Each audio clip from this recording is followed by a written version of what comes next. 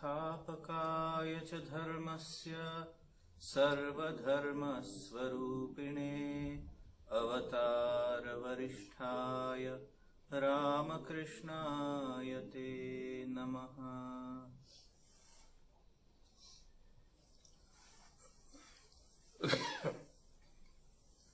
Friends, welcome back to the study of the Bhagavad Gita, and we are studying the 7th chapter, and we are revising the Bhagavad Gita after completing it in 18 years. We have covered the first 4 shlokas, verses, in depth. We have not spared ourselves to understand what does this 7th chapter mean, not only intellectually and rationally, but performance-wise.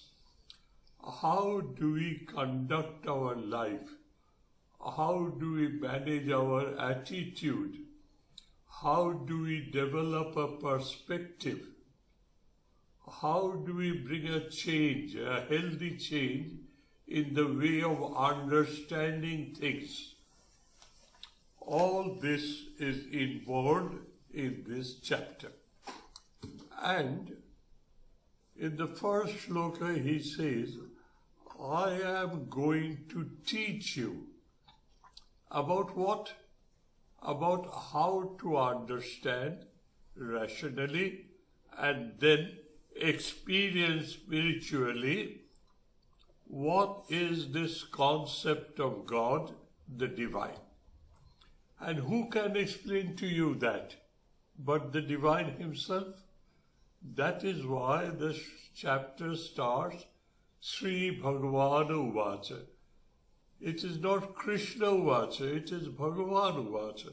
That is, Krishna is an incarnation of the divine, and with the authority of the divinity, he speaks about himself and tells you how to reach him. So please pay a little more attention. Apart from intellectual understanding that there is something known as the divine, we must also educate ourselves to divinize ourselves. And we are in the process of Sri Krishna teaching us how do we divine ourselves. And what is this process of divining ourselves is? The egocentric individual human being, by proper self-education, self-culture, self-discipline, outgrows the limitation of this individual separateness, merges with the absolute. The pendulum swings from egocentric individual identity to the divine, and you merge there. You don't come back again. Having achieved which, you don't come back again. Jasmin Patikritva, you don't come back again. Having reached which, you don't come back again. This is the teaching of the 7th chapter in a particular perspective. All the 18 chapters teaches you how to go about it. And this is one of the chapters where intellectual understanding and spiritual experiencing goes hand to hand. Now, he starts how to see the divine everywhere, how to interact with the divine every moment of your life, and how to merge with the divine.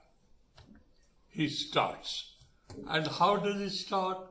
Not from a very high pedestal. he brings himself down to our level of awareness. We live and move and have our being in this world.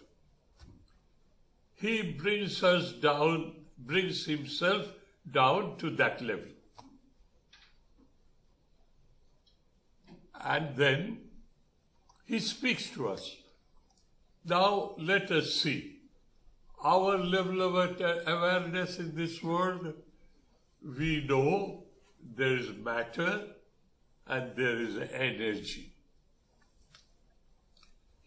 We are not aware of the spirit. Matter, the 5 elements, and an infinite permutation combination of the 5 elements: earth, water, fire, air, ether. Kshiti, Up, Tej, Marut, Bhom. And their respective avenues of activity. That is, Rupa, Rasa, Shabda, Gandha, Sparsha.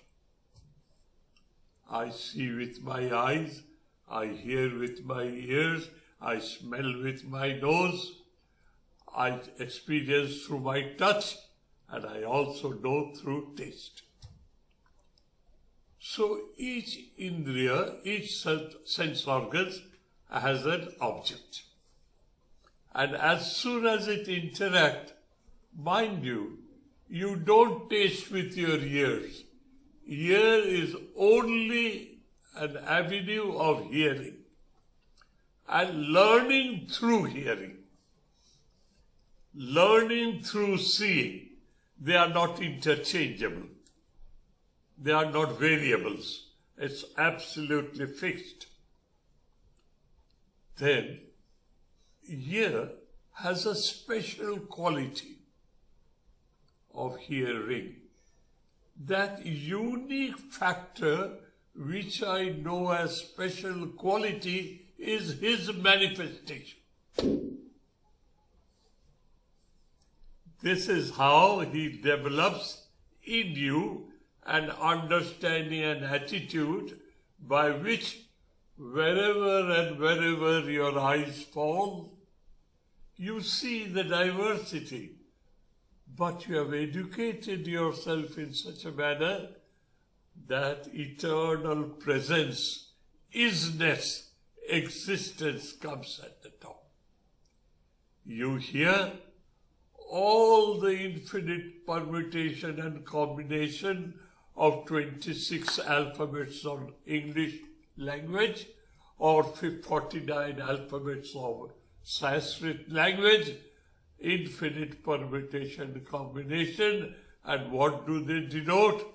Omkar, Om, O, U, Va. That's what it is.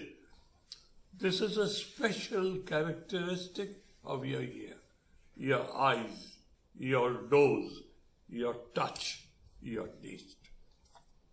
He says, look, my dear, what you know as material world is a material world.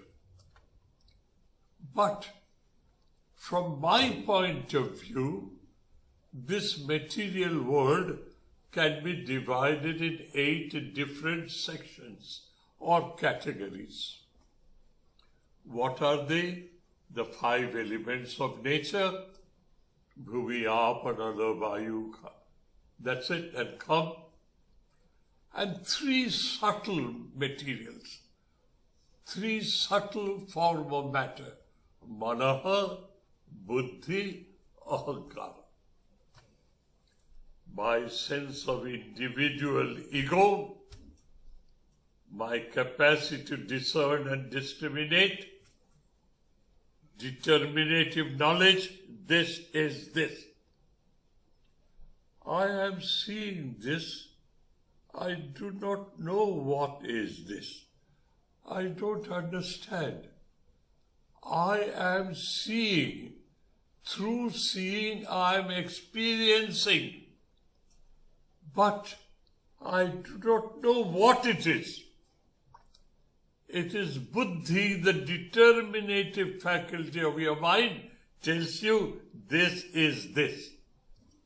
Then you say, oh yes, I know. The mana is not determinative, full of doubts, either this or that, either this or that. And buddhi is determinative. Nishchaya atmika buddhi. Determinative knowledge. So, mana, buddhi, ahankara, they are matter, but very subtle form of matter. With all these 8 different categories, we create this infinitely diverse world by infinite number of permutation and combination of all these. This is an aspect of my being. That is what Sri Krishna says. And Sri Krishna is Bhagavan Swayam. Krishnastu Bhagavan Swayam. That is an incarnation who never for a fraction of a second, a moment, is unaware of his true original nature. He is the divine. He tells you, look at this material world. In ultimate analysis, it can be divided into 8 categories.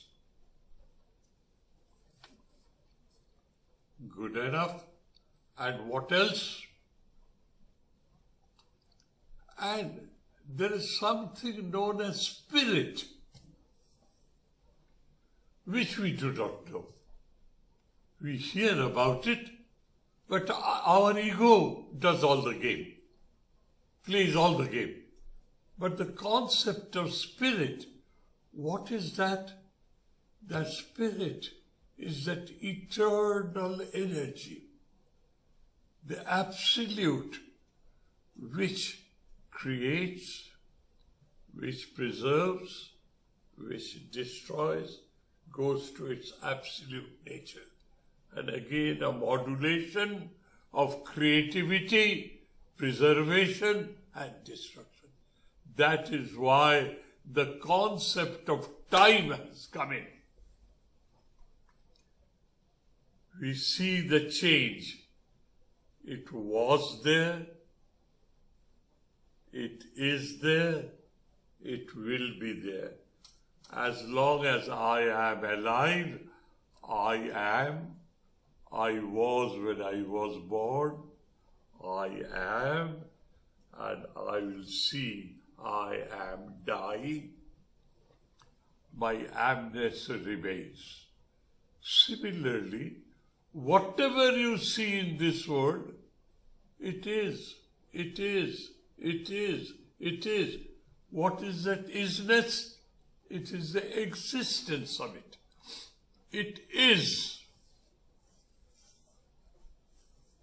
The chair is, the carpet is, the table is, the marble is, the speaker mic is, everything is. I am carried away by the diversity. But he says, try to highlight the awareness of existence in every different thing. And I, with my spirit, I hold this universe. Jaya idam jagat dharjati. Apart from this material aspect, in which energy plays, and all that energy and this matter is in me, and I hold it in its proper place. Now, let us try to understand from our common sense point of view. What is it that I hold in its proper place? Look at this nature. How can you say it is an accident? How can you say that it's an accident? The sun, every day, throughout the year, has a particular point from which we see it arise in the horizon. It moves but each day he is there.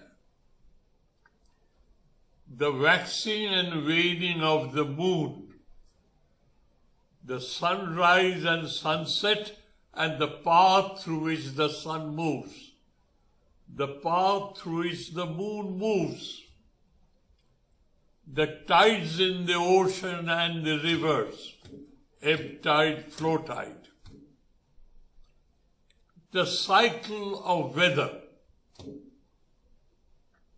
Without human interference, if you analyze the nature, you will be convinced to agree that there is a supreme power, enormous capacity to create, plan, program, execute, create, maintain, destroy. Absolutely an infallible, changeless flow. You can't say it is accident. The intelligence is available everywhere. Intelligent management. Sri Krishna says here in the 5th shloka, which we have read last time, I'm just refreshing your memory. Sri Krishna says, apart from the material aspect, I will teach you how to find me out in this diverse material world so that you can create an awareness of oneness with me. And apart from that, I will tell you that eternal spirit manages the whole cosmos. I am that, and I see that this whole world moves in a particular pattern. That is what I am. So, from matter, energy, spirit. He speaks in this language. I am aware of matter as I am today, as all of us are today. We are aware of matter, we are aware of energy. He says, beyond this, there's that eternal existence. And this cosmic energy with which I create, I preserve, and I destroy is a part and parcel of my being. And I have two approaches. One is, you can see me involved in this world, and in deep meditation, the world disappears, you merge into me, and what remains is not describable, but experienced. So, Sri Krishna now here, in the few shlokas thereafter, he will keep on giving you certain ideas, holding on to which you will feel that you are being told about an avenue, walking on which you'll be able to develop that awareness of oneness with the divine. So let us move on to the 6th chapter, shloka. Etad yonini bhutani sarvani iti upadharaya aham krishnasya jagata prabhava pralayastata. Look, all that you see in this cosmos, they all are rooted in me. They are in me, they come out of me, they go back to me. That is what I am. If there is anything permanent, eternal, it is me and me alone. Though I am absolute in form and nature, I am phenomenal, when you live in this world. What does it mean? The phenomenal is a stepping stone to reach the absolute. It's a step on which you climb and then you go to the absolute.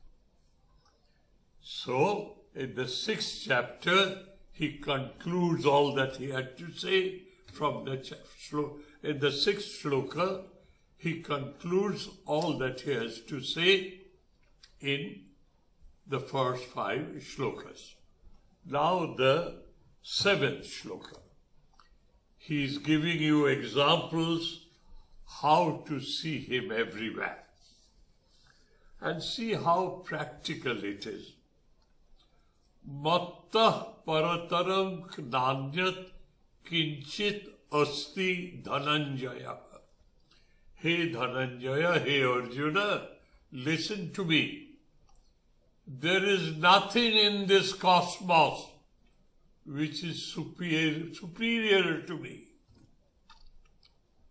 This infinite diversity that you see around, they have all come out of me, and I hold them in their proper places.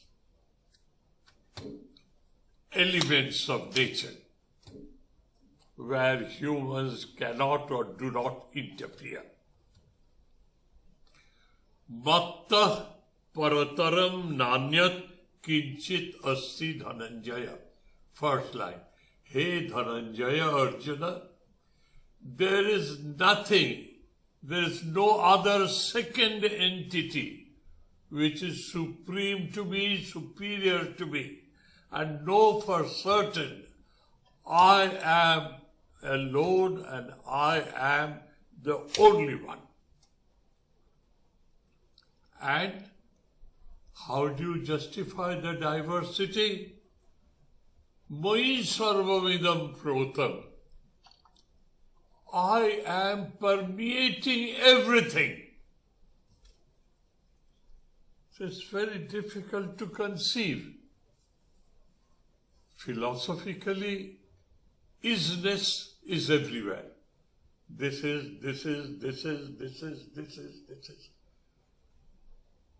Isness is everywhere. Philosophically, it is nebulously understood.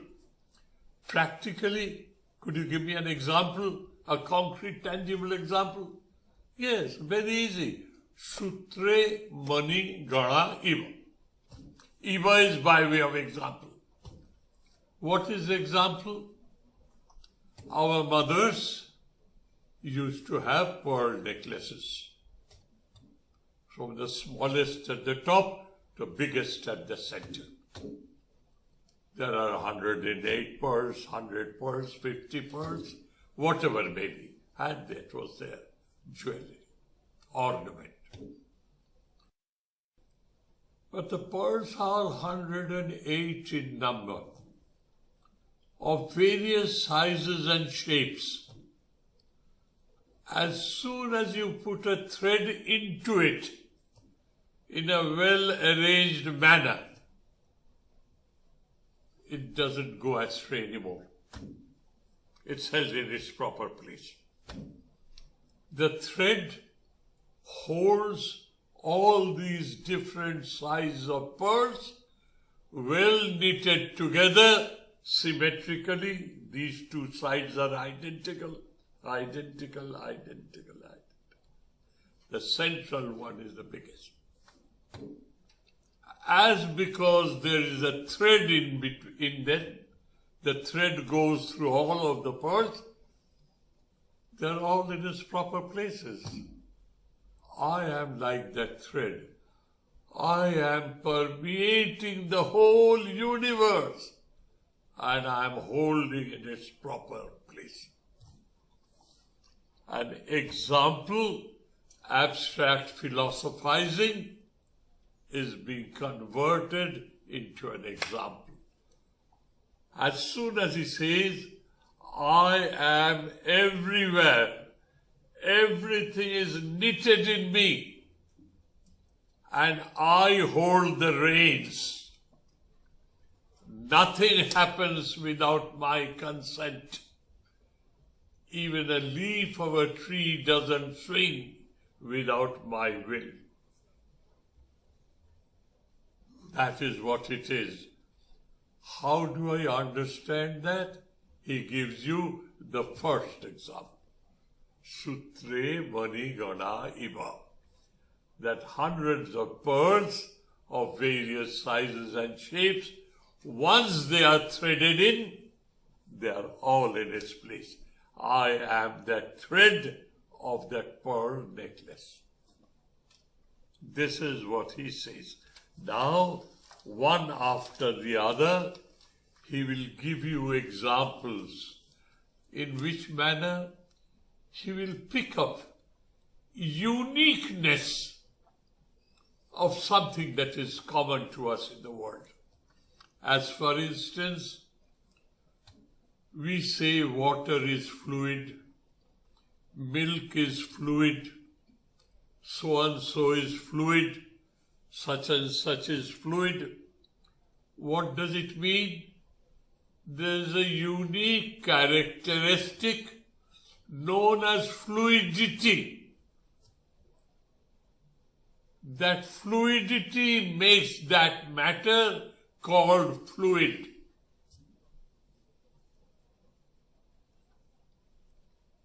That fluidity is a unique characteristic in a matter where it makes it called fluid.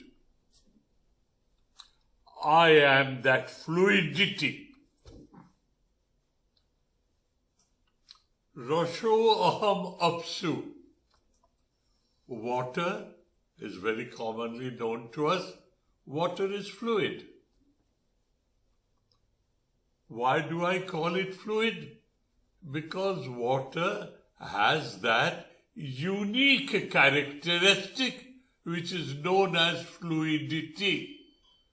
That unique characteristic is a manifestation of my being. So, I use water every day. Let me educate myself. This fluidity of water is a unique characteristic. Water is a matter, an elemental matter. And it is water, and its unique characteristic is it is fluid. It has no shape or form of its own. It has the capacity to take the shape and form in which it is contained. That means water takes the shape of a cup, shape of a bowl, shape of a glass, shape of a jar, shape of a pitcher, shape of a barrel. Whenever you put it has a capacity to adjust itself. It takes the shape of the container in which it is contained. That is the definition of water. Shapeless, colorless, odorless, tasteless water. But the fluidity is the reason of this unique character. So he tells us, when you see water, you use water, you interact with water, educate yourself. No, this fluidity of water is a unique characteristic, and that unique characteristic has emanated from the divine. You are being educated how to see the divine every moment of your life. This is the first example. Rasho ham apshu. He Kunti Putra Kaunteya. Now listen to me. I will now teach you how to develop that perspective, how to develop that understanding, how to develop that discriminative faculty in you by means of which you always make yourself aware of the presence of the divine in this material world. Because the axiomatic truth is, there's not a speck of space or an iota of time where he is not. That's an axiomatic truth. Now he is teaching you how to develop that idea, that attitude, that perspective, that understanding. As soon as you see water, water has a unique characteristic, the fluidity of which I make use of. That fluidity is a special, unique characteristic of water emanating from the divine. Divine is seen in water in this manner. Rasho aham apshu. In fluids, I am the fluidity. Prabha asmi shashi shurjayo. Surja and shashi. Surja is the sun, shashi is the moon. Aham prabha asmi. In sun and moon, you see effulgence, brilliance, light, effulgence. Where does it come from? That is a unique character. And where does this unique character emanate from? From me. I am the lustre, the effulgence, the brightness of the sun and the moon and the stars and etc., etc., etc. So we are very much common to seeing the sun and accepting as usual sun is. But the light and energy of the sun is a special, unique character of brilliance, of effulgence, of lustre. Where does it come from? It is from the divine. So, Rasho amapshu konteya prabhashmi sashishurjaya pranava sarva vedeshu Vedarashi, the four Vedas, Rik Veda, Yajur Veda, Shama Veda, Atharva Veda. What is Veda? Veda is knowledge. What does it mean? The experiences acquired by thousands and thousands of introspective people who'd like to know why and how of this universe. They have undertaken this journey to find out what is the reality behind the changeful appearance. Whatever experience they had, they have noted it down.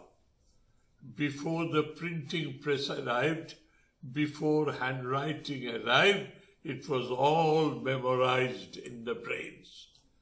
And it was passed on from generation to generation.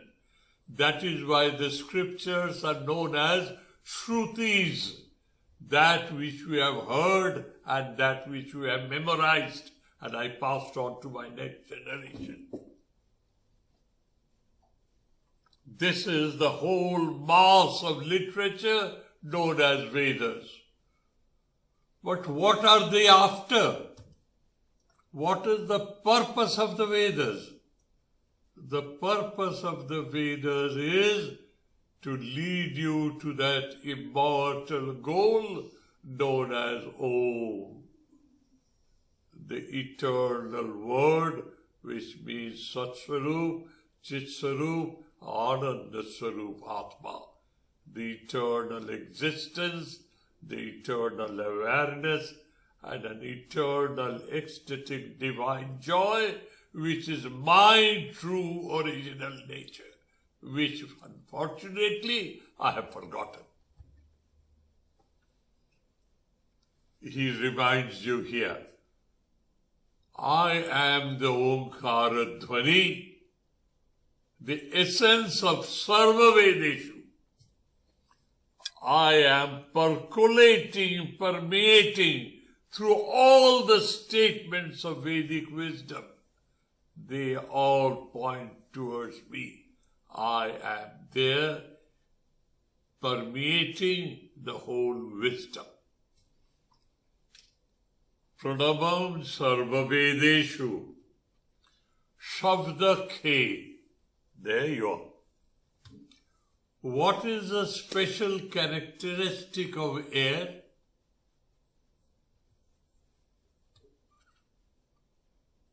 It carries oxygen, nitrogen, it helps me to breathe and all that. That is my personal. But what does it do? It conveys my voice to you. And because of that, we can interact with each other through a common language. Language is nothing else but various forms of sounds that I create according to a particular convention known as a language. But the special characteristic of air is it happens to carry sound waves from one corner to the other corner. And now it has been so polished by humans, a sound uttered here can go round the globe in no time. Through the medium air, sound waves in air. Shabdam Khe. And finally, Paurusham Rishu. Amongst humans, no gender division. Amongst humans, Paurusham Rishu. I am Paurusham. The essence, manliness, humanness. What is that? You have to be a little introspective now, dear. Purushasya bhava paurusha. A human's essence, manliness. I am a man. I am proud of my manliness. What is that manliness? I am a biological creature. I have biological instincts in me. I have every right to behave like a beast. Because I'm a beast, a biological creature. But I call myself a human being. Most evolved of all biological creatures. That is what I am. I am a biological creature. The biological instincts are in me. Good enough. But this biological creature, by proper training and education and discipline, outgrows his limitations, and history proves that man merges with God. That inherent capacity in a human to be one with God is Purushasya Gunam, Purushasya Bhavam Purusham. Am I clear, dear? Should I repeat again? It is very, very essential to understand. I am a biological creature known as a human. And what do I see? I see, though I am a biological creature, I have certain faculties and capacities innate in me, inbuilt in me, my birthright, cultivating which I can go beyond the concept of being a biological creature and I can merge with God. History proves it. It is not my woolly-headed idea. Innumerable saints and seers have done it. That inherent capacity in a human which helps him to reach that goal is a unique quality in a human being, the most evolved of all biological creatures. Purusham Nishu, amongst the humans, I am Purusham. Now, there's another interpretation which is based on grammar. But it is equally interesting and equally rewarding to understand. What is that? What is the meaning of the Purusha? Purishayanat Purusha, Purnatvat Ba Purusha. The word Purusha, if it is broken down grammatically, its etymological meaning is one who resides in this Puri. Puri is a city. Look at yourself. You generate energy, you generate waste, you use your energy, you do everything in a miniature scale from a city. Everything in its proper place. He who resides in this body is Purusha. And he can be achieved by this so-called human, by manifesting the potential divinity that is already within us. This is what it is. So, I am Purusha, in common language, the manliness of a human, or the humanness of a human.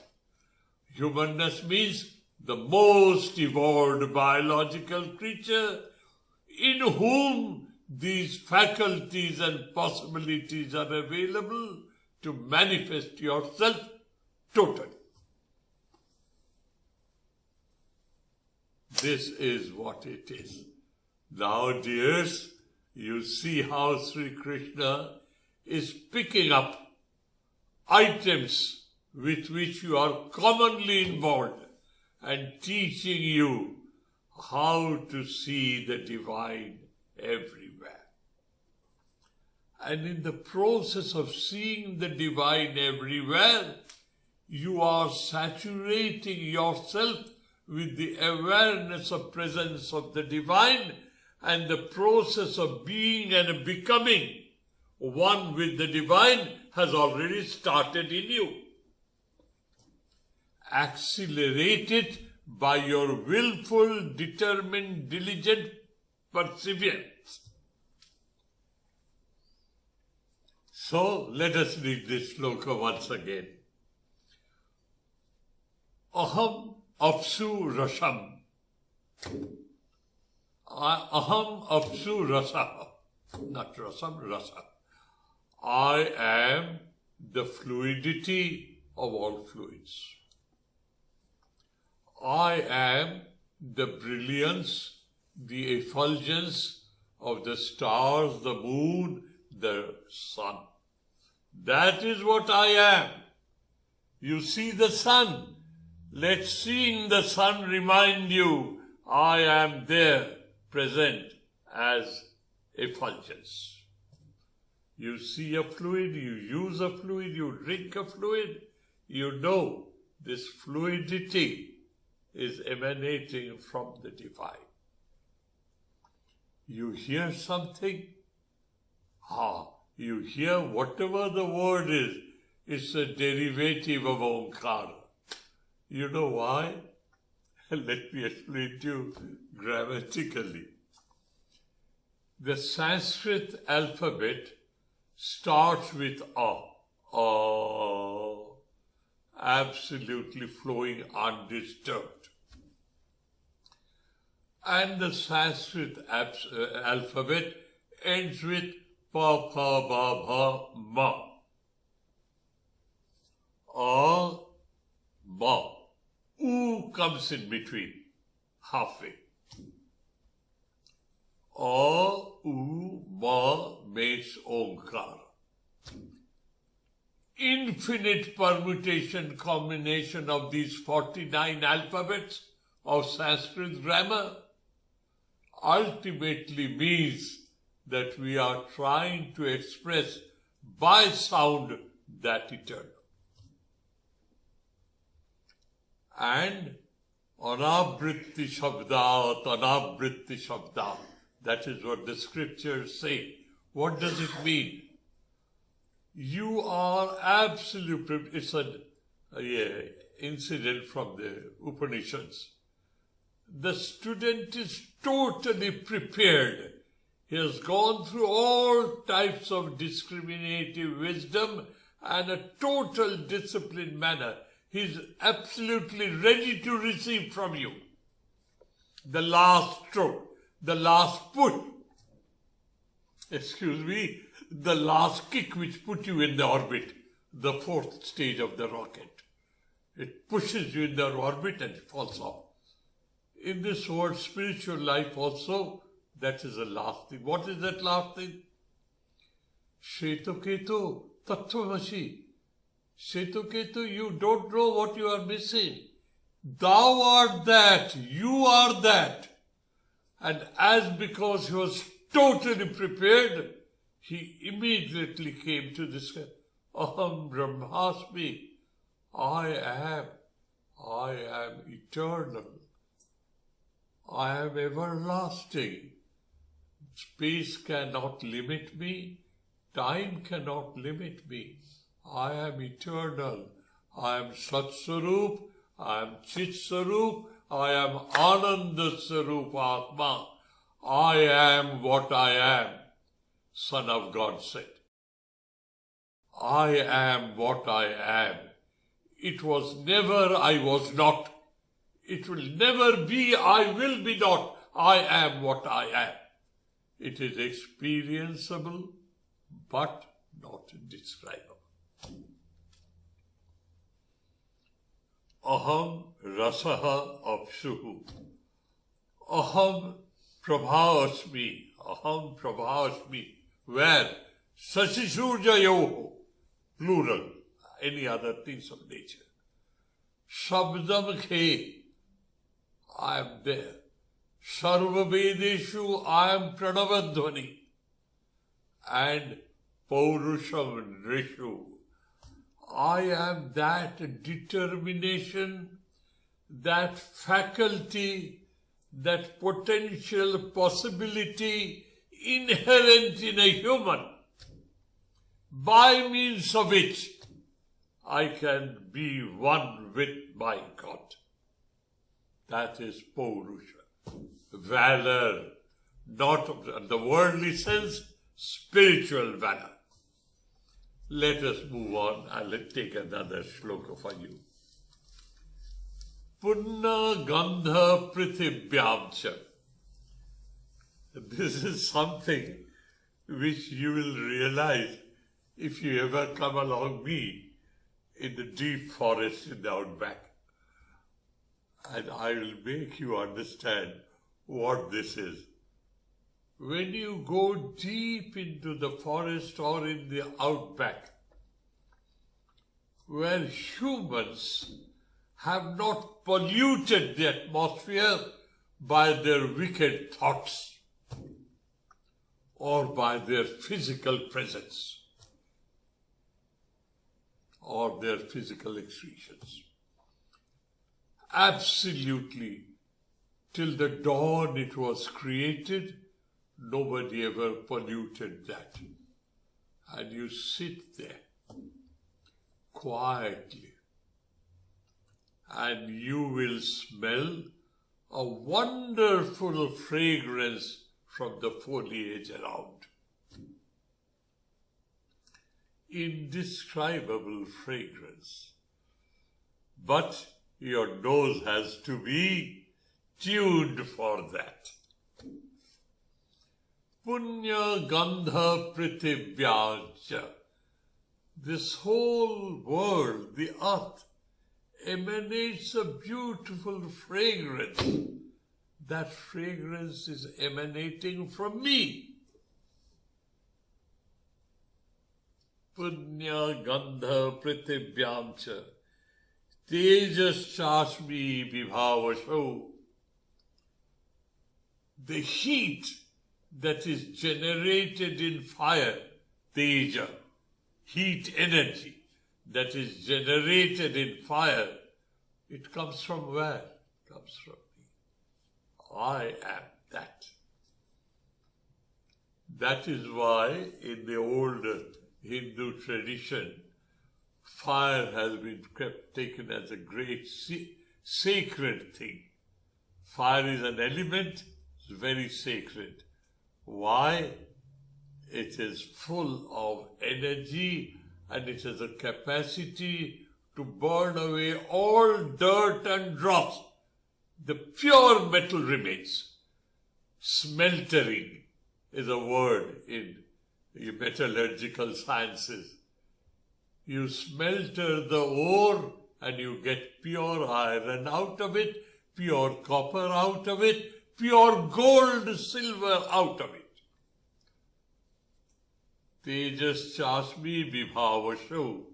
Out of the fire, that heat energy is me.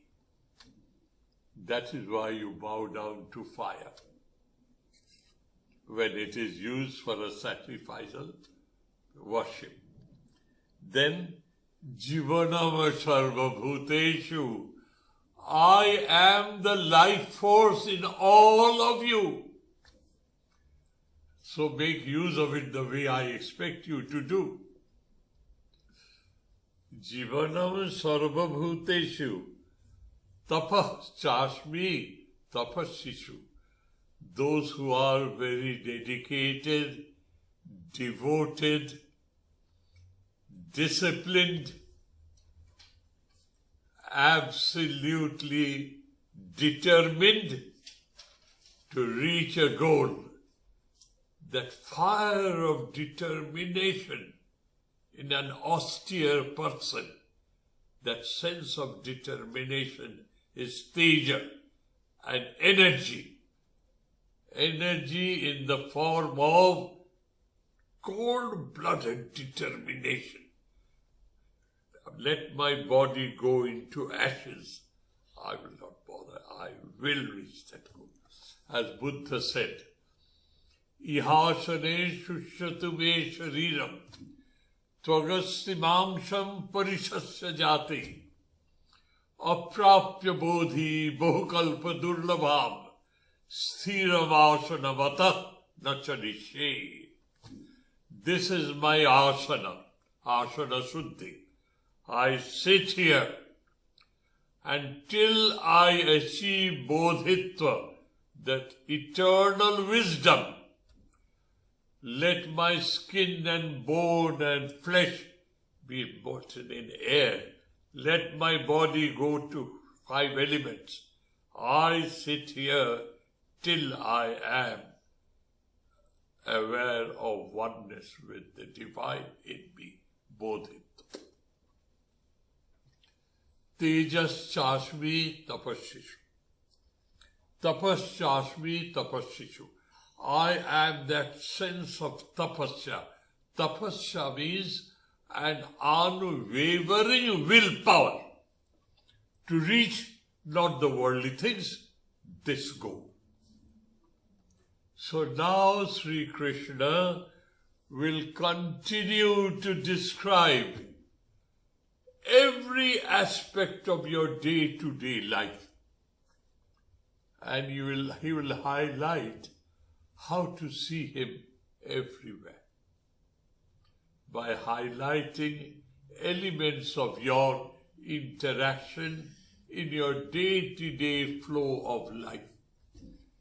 And you can develop that culture of being one with God all the time.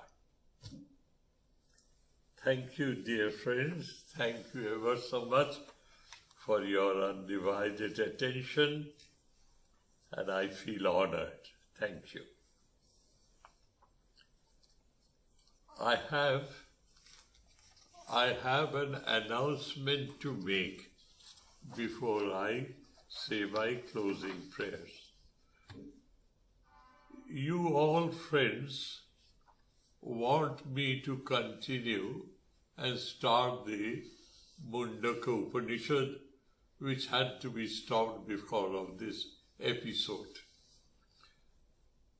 We think we can start from next Saturday, the 9th May, at 11 a.m.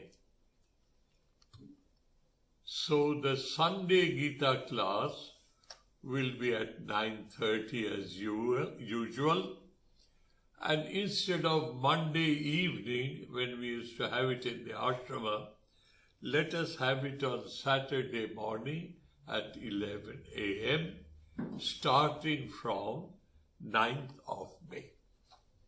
I hope all of you who had asked me this question, you have your answer now. Thank you, dears. Thank you ever so much.